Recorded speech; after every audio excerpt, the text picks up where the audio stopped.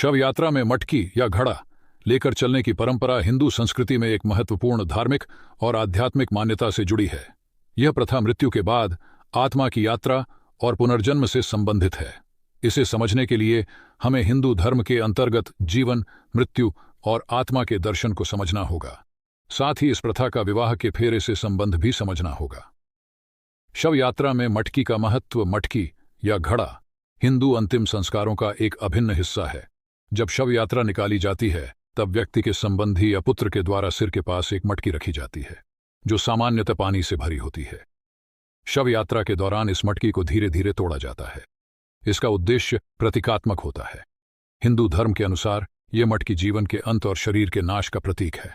मटकी के टूटने का अर्थ है कि जिस प्रकार पानी मटकी से बाहर निकलता है उसी प्रकार आत्मा शरीर से मुक्त हो जाती है। आत्मा की यात्रा और पुनर्जन्म। हिंदू धर्म में यह मान्यता है कि मृत्यु के बाद आत्मा शरीर से निकलकर अपने अगले जीवन या मोक्ष की ओर जाती है।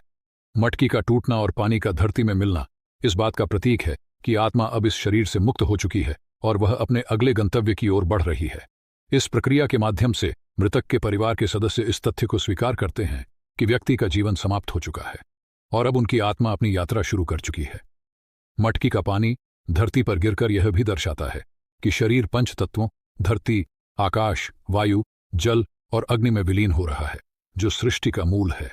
विवाह के फेरे और शव यात्रा के बीच संबंध। विवाह और मृत्यु दोनों ही हिंदू धर्म में महत्वपूर्ण संस्कार हैं और जीवन के चक्र का हिस्सा माने जाते हैं।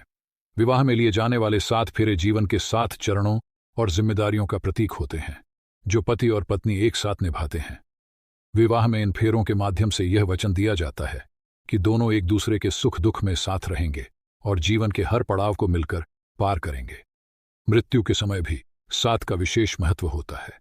जैसे कि विवाह में 7 फेरे होते हैं, वैसे ही अंतिम संस्कार के समय भी 7 बार शव के चारों ओर घुमाया जाता है ताकि मृतक की आत्मा को मोक्ष प्राप्त हो सके।